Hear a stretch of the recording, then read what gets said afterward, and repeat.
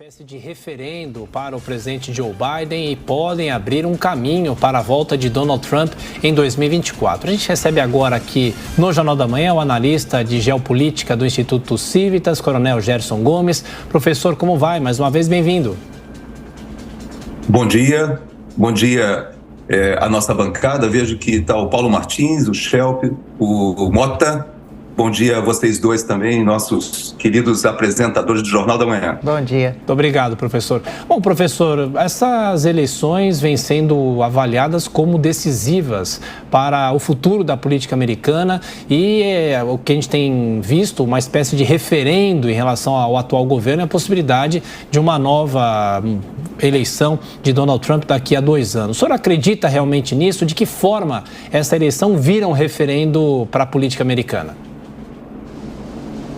Esse sistema aqui nos Estados Unidos, ele permite que o eleitorado faça uma avaliação no meio do mandato. Por isso que chama-se eleições de meio de mandato, embora a Câmara de Deputados aqui, ela já seja normalmente organizada para que o deputado defenda o seu cargo a cada 2 anos. Ou seja, toda a Câmara do Deputado aqui nos Estados Unidos, que tem 435 membros, e esses membros são representantes de distritos dentro dos estados. O voto distrital aqui é algo bem consolidado. E esses 435 e mais 6 que não têm direito a voto, que são mais das Ilhas Virgens, Guam, territórios, próprio Porto Rico, mas dos estados aqui que têm direito a voto, são 435. Esses deputados, a grande maioria, quando já estão consolidados com a sua base eleitoral, é só uma questão de confirmação. Mas existem aqueles que estão perdendo seus mandatos, ou porque resolveram se aposentar, ou porque realmente perderam a sustentação de suas bases. A disputa maior será no Senado. E o Senado aqui é bastante comum que haja um certo equilíbrio. E hoje nós estamos com 50 senadores para cada um dos partidos principais, o Partido Republicano e o Partido Democrata, e nesse caso aqui nos Estados Unidos faz do voto de Minerva a vice-presidente da República que preside o Senado. Então hoje a situação do Partido Democrata, ele tem a maioria tanto na Câmara quanto no Senado. Há uma grande possibilidade de que essa situação se reverta, o que não é raro aqui nos Estados Unidos. Bom, na sequência as perguntas dos nossos comentaristas, Roberto Mota. Bom dia, coronel. O Trump é um líder muito popular que perdeu a última eleição presidencial, para um político fraco, que não conseguia reunir meia dúzia de pessoas na rua. Parece que uma das razões para isso foi uma campanha da mídia para demonizar o Trump, que inclusive teve até a sua conta no Twitter cancelada. E recentemente foi alvo de uma operação do FBI para recuperar os documentos, né, que muitas pessoas descreveram como uma coisa assim projetada mais uma vez para atacar o Trump. Apesar disso, o Trump continua extremamente popular. Os republicanos agora devem ter resultados expressivos nas eleições de midterm, e existe já uma avaliação de que o Trump pode voltar. Como é que o senhor avalia essa situação e os paralelos dela com o Brasil? Não tem como não estabelecer um certo paralelismo com o Brasil, porque para quase todos os analistas que comparam os dois países, nós percebemos que o que ocorre aqui nos Estados Unidos, defasadamente, ocorre no Brasil em 2 anos. Houve a eleição do presidente Trump em 2016, também um outsider, alguém que não pertencia ao establishment, nem do Partido Republicano, nem do Democrata. Depois, em 2018, a eleição do presidente Bolsonaro.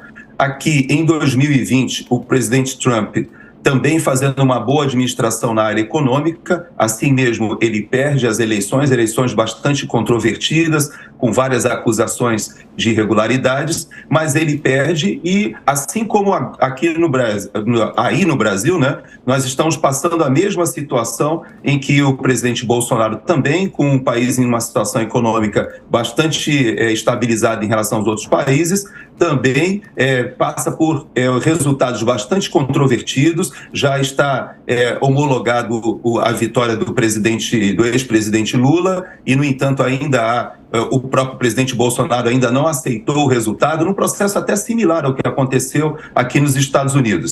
E agora, 2 anos depois, há uma retomada do Partido Republicano. Inclusive, os primeiros 2 anos na oposição fizeram com que o próprio Partido Republicano se redesenhasse. Havia um grupo que rejeitava a pessoa do Trump bem grande, e esse grupo hoje foi praticamente neutralizado e o partido majoritariamente vai às urnas apoiando esse movimento do fazer a América grande de novo, Make America Great Again, que é vamos dizer assim, um movimento do presidente Trump. Diogo Schelp. Professor, a gente sabe que há uma perspectiva de que com essa eleição de hoje, na Câmara ou mesmo no Senado americano, os republicanos passem a ter maioria, né? Atualmente, os democratas têm uma maioria bem apertada nas duas casas.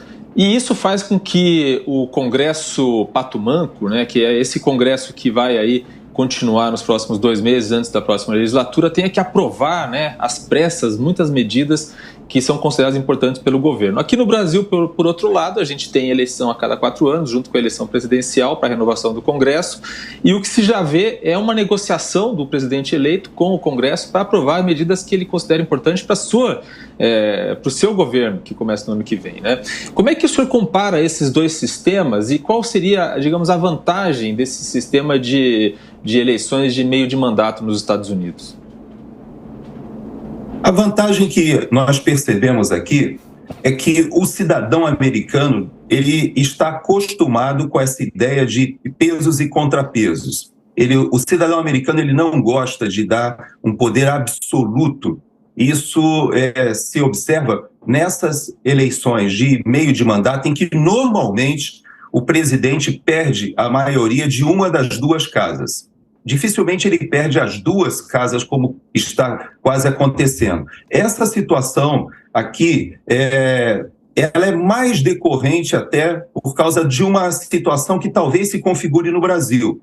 Houve uma frente que foi organizada para derrotar o presidente Trump. E nessa frente foram reunidos tanto os membros do Partido Democrata mais tradicionais, mais ligados até mesmo ao establishment em Washington, e também foram juntados à extrema esquerda aqui dos Estados Unidos, inclusive uma esquerda socialista, que era somente histórica, representada ali por Bernie Sanders, que é um socialista já tradicional, conhecido aqui nos Estados Unidos, mas também por uma esquerda nova, identitária, ligada a vários movimentos de LGBT, movimentos ambientalistas, movimentos identitários de diversas formas. Esses grupos se uniram e esses grupos pressionam muito a administração Biden, que tem uma política externa e uma política voltada aos Estados Unidos bastante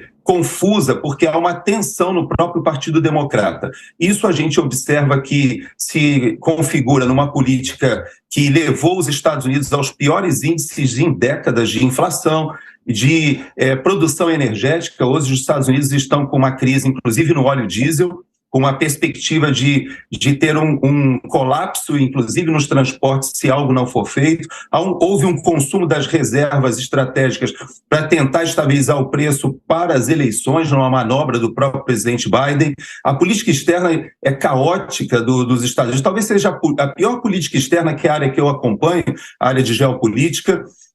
Talvez nós não tenhamos tido um presidente ou uma administração tão ruim no que diz respeito à política externa. Isso a população percebe e há uma tentativa de reverter, e por isso, muito provavelmente, a perda dessas 2 casas fará com que o presidente Biden tenha que reestruturar o seu mandato e talvez até nem termine o seu mandato. Há vários processos de impeachment em andamento e é possível que eles se estabeleçam agora nessa segunda parte do seu mandato. Deputado? Coronel, bom dia. O senhor falou aí sobre o americano o americano não gostar de concentração de poder. Eu imagino o americano sendo apresentado ao TSE.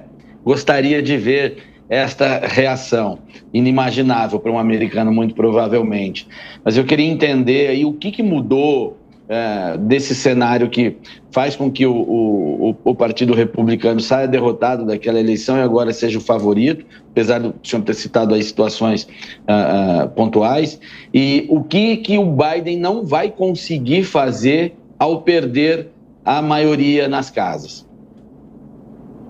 Bom, o que nós observamos aqui é o que possivelmente acontecerá no Brasil caso realmente se configure esse resultado e confirme e seja diplomado o ex-presidente Lula e ele tome posse no início em janeiro. O que se observou aqui? Inicialmente, o Partido Republicano se reorganizou e as forças conservadoras também se reorganizaram. Houve uma percepção de que houve derrota nos swing states, ou seja, naqueles estados que ora são republicanos e ora são democratas, houve a admissão por parte do movimento conservador de que, a despeito das fraudes que foram comprovadas depois, que foram feitas basicamente por causa da pandemia e a admissibilidade do voto pelo correio universal, e isso foi feito uma grande operação, em que foram recolhidos esses votos pelo correio de forma irregular, isso já foi comprovado, mas os conservadores, ao invés de chorarem, eles passaram a corrigir as legislações eleitorais, que aqui são diferentes em cada estado, de modo a coibir esse tipo de fraude, e se reorganizaram, e também nas prévias do Partido Republicano foram identificados aqueles congressistas que foram antagônicos ao presidente Trump, na administração do presidente Trump, e eles foram trocados. Aqui existem prévias para antes das eleições, e nas prévias do Partido Republicano, praticamente 75% daqueles mandatários que eram antagônicos à administração Trump, ou seja, do Partido Republicano, mas que não concordavam com as políticas públicas do Trump, eles foram substituídos. Então, o que nós vemos agora é emergir um Partido Republicano mais coeso e que, podemos dizer, mais fortalecido até do que aquele que estava bastante dividido ainda dentro da administração do presidente Trump. E para encerrar, professor, o senhor que está aí, são cerca de 154 milhões de norte-americanos aptos a votar. A população está engajada? Há previsões? O resultado deve sair ainda hoje? O resultado deve sair ainda hoje, na maioria dos estados. Embora aqui a legislação é bem diferente do que nós observamos no Brasil, né? Como o Paulo falou, aqui não há um Tribunal Superior Eleitoral, pelo contrário, aqui existem administrações por estado, e essas administrações, eu vou dar um exemplo aqui para a nossa audiência. A eleição é um questionário. Então, por exemplo, eu peguei o voto da minha mãe, né, que chegou na casa dela. Então, eu estou observando que, além de fazer a eleição para senador da República, existem votos aqui para os senadores do estado da Flórida, onde eu estou morando. Existem, claro, a eleição para o governador, mas também para o chefe vamos dizer assim, seria o secretário de Finanças do estado, para o procurador-geral do estado, para também senadores do estado, porque o estado da Flórida também tem Senado, também tem Suprema Corte no estado da Flórida e também é eleito os integrantes. Na verdade, só a população só disse aquele representante, aquele, vamos dizer, juiz da Suprema Corte Estadual deve permanecer ou não. Existem perguntas do county, existem perguntas da cidade. Então, é quase que um grande plebiscito que se faz com a população, e cada estado tem as suas próprias perguntas. E tem estados que estão, inclusive, legalizando a maconha ou não. Existem estados, inclusive, que estão votando sobre o aborto, já que a Suprema Corte remeteu aos estados a decisão do aborto, não sendo mais uma decisão federal. Então, é uma disputa muito grande, complexa. Cada estado e cada county, às vezes cada cidade, tem decisões a serem tomadas. Então, é uma festa democrática realmente, com a participação muito grande da sociedade. Perfeito. Conversamos com o professor Gerson Gomes, que é analista de geopolítica do Instituto Civitas. Professor, como sempre, obrigado pela atenção. Bom trabalho aí acompanhando a eleição americana. Bom trabalho para vocês. Obrigado, Tiago, Adriana. Um bom dia para nossa audiência. Obrigada, bom dia. 8h30. Repita. 8h30.